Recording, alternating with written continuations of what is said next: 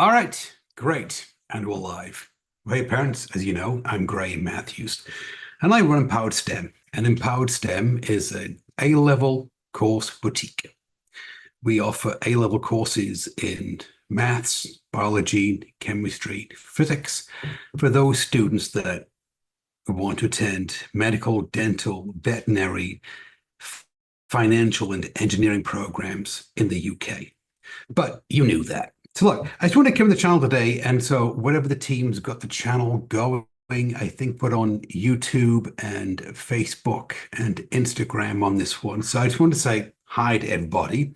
All right, first off, number one. And then I just wanted to have a chat because parents always ask me these questions. And so the question that I was asked is this one. Well, Graham, how do I help my teen with failure? Because they're taking A-level chemistry, for example. They're taking A-level chemistry, and you know what? They fail the first exam, and oh goodness, they're just really just down in the dumps about it. They're just so used to a GCSE getting straight nines across the board. And, my daughter came home with the first exam and there was a big F on it, like F, like you. And you're thinking, oh, what am I going to do? How can I help my teen? Well, the first thing that I thought about was this. I thought, you know what? I actually fail every day. I fail every day at what I do, and I am proud of it. When I say this to parents, it's like, you what? You're proud of failing? I mean, what do you mean? And I said, well, simple. Look, I get up at 4:30 in the morning. I always have. I'm an early bird person, not. Just I force myself to get out of bed. It's 4:30 in the morning, and I have a cup of coffee. And the first thing I do is I work out. So, for example, I worked out every day this year since January the 1st. All right. Every day without fail, I work out, and I work out until failure. My idea of working out, lifting weights, is, well, quite simply, you lift weight until honestly you can't feel your arms anymore. You got like the motivational stuff going in from Arnold Schwarzenegger, and as he says, he used to do dumbbell curls until in the end he couldn't feel his arms anymore. And so to me, one of two things has to happen. Number one is I run out of time. I have to work for an hour. All right, work out for an hour, number one. Or number two is that I can't lift the weight anymore in a controlled and safe fashion. And so I take that body part, doesn't matter what it is, chest, back, shoulders, arms, legs, typical workout routine that guys do. And I do that until I can't do it anymore. I have fatigued the muscle. I have failed. I have failed at doing it. And one of the best things that I heard was one of these motivational speakers. He was talking about sports, he was talking about lifting weight, and he was talking about the transcendental rep. And he said, the transcendental rep is that rep that you do when you're lifting weight, for example, after you think that you can't lift any more weight. Like you got a set of 10 like chest presses to do, like the dumbbell chest press. And on the 10th one, you're just really, you're just giving it all and you're about to seriously pop a blood vessel type thing. It's like, yes, okay, got it. It's the 11th rep that is important. It's a rep you do after failure. When you say, I can't do anything else. Yes, I need to now do just one more rep. Okay. This is known as the transcendental rep because this is the transformative rep. This is where transformation takes place. Because then what you're doing is that you're not only exercising the body, you're also exercising the mind. All right, because you're conditioning the mind that you can go a little bit more than what you thought that you could.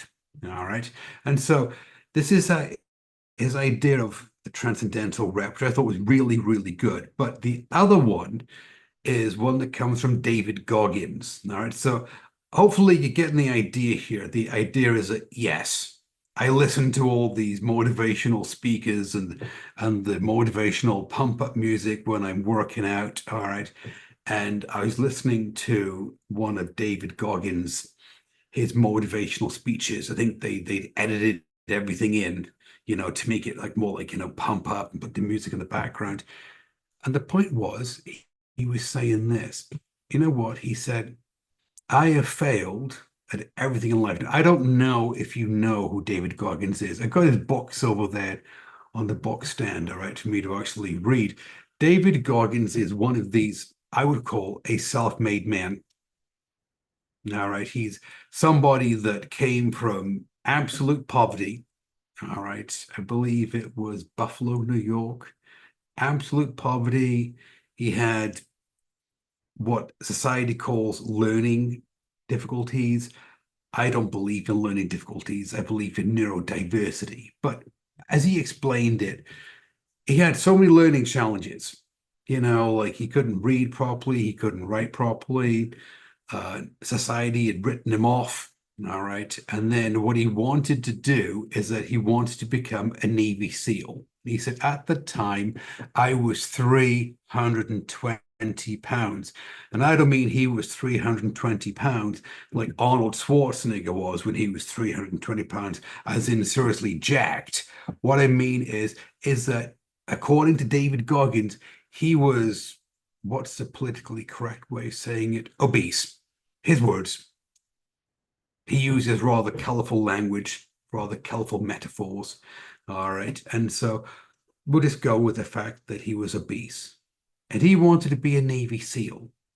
Like those really, really fit individuals that honestly, they're like superhumans.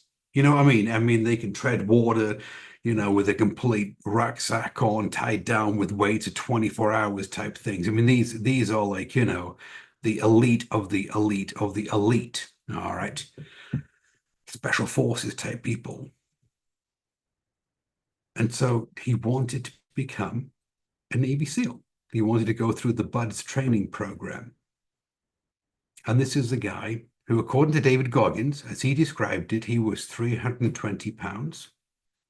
He was seriously out of shape, and he had every learning disability that you could think of. Right. And so what he did is that he started to condition the mind and he just started to work at it. He just started to work at it. He would not stop working at it. I mean, first off, he got himself into physical shape. He started losing 5 pounds, 10 pounds, 25 pounds. And then he had to pass the entrance exam into the military service back in the States. Okay. And so the idea is that he said, whereas somebody could read it in an hour and get it, he would have to sit down at the dining room table for 10 hours in a row and get it and study it, work at it. He said, but one thing that he did is that he never gave up. All right. He always worked at it. And one thing that he said was that I thought was really, really good. One thing that he said is that he wanted to be uncommon amongst uncommon people. And the other thing he said was, and this is the point of today's live stream, is this. He said, the amount of success that you have as an individual depends on how long you spend in the state of failure. And I thought, ooh, Graham, that's a good one. All right, because we've all heard the, like the pop psychology, the positive movement of like, yes, so the glass is always half full and everything else routine, that's been going on for like decades since the 1980s, right? But to hear it put this way, it just resonated with me. And the reason why it resonated with me is because it's true. What he said was, look, he said, I fail everything. I mean, look at me. He said, when I started out, I was 320 pounds and I wasn't jacked. He said, I could barely read. I had a fourth grade reading and writing level, fourth grade. Here's me trying to get in to be a Navy SEAL. He said, but what I had is I had a recruiter in the office, and every time we had a milestone, I would call them up. I would call him up and tell him that I had done this. Look, I've lost another 15 pounds. I lost another 25 pounds. I've became fatter than I was last month. I'm still working towards this goal. He said, but I had setbacks. He said, oh, I had setbacks. I had failure.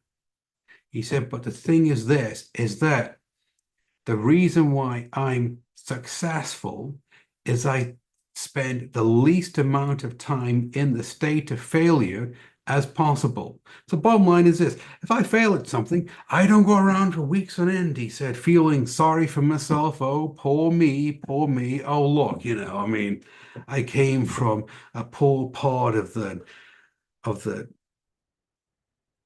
a city in Buffalo, New York. I mean, I've got learning disabilities. I mean, life has thrown me a really bad hand of cards. No, he didn't say that. He said, no, he said, I don't believe that. He said, that is what life has given me. But you know what? I fail at something and I go, yep, that's part of life. Life is sometimes you have to fail at something because, quite simply put, look, what you can't do is get everything right all the time. It's how you're supposed to learn something. You have to fail at something. In order to grow, you have to fail at something. And it's the same, he said, with everything in life. And so when I fail at something, I don't spend weeks and weeks feeling sorry for myself. I go, no, that's life. Right, let's get back on it. Let's get back on track.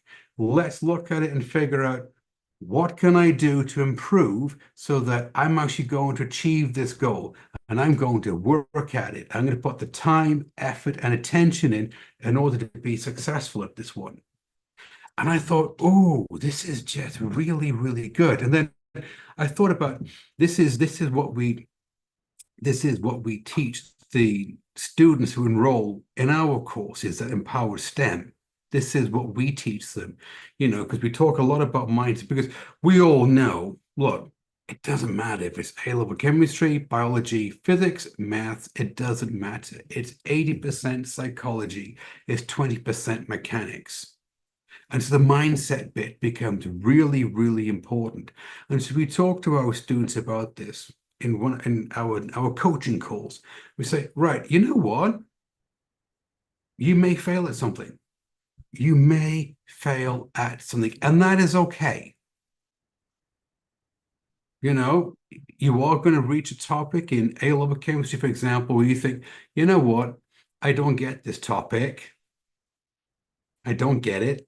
I'm failing at it at school. Look at this. Oh, I got the dreaded D, the E, or the U. You know what I mean? Oh my goodness. It's not the end of the world, because what we say is this. Look, this is what we tell our students. It isn't the amount of time. It isn't the fact that you failed. It's the fact that you spend the least amount of time in that state of failure, feeling sorry for yourself.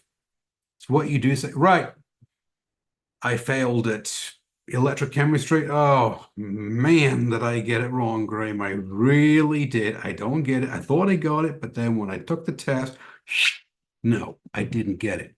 That's okay. Come in, let's have a chat. One of our coaching calls. Let's get you back on track. But we start with getting the student back on track with the psychology. They're understanding that A-level chemistry, for example, is a marathon. It's not a sprint. There's going to be ups, there's going to be downs. There's going to be things you find really easy, and there's going to be things you find really difficult. That's just part of life. All right. But as the David Goggins principle is this, you've got to spend the least amount of time in failure and feeling sorry for yourself as you possibly can.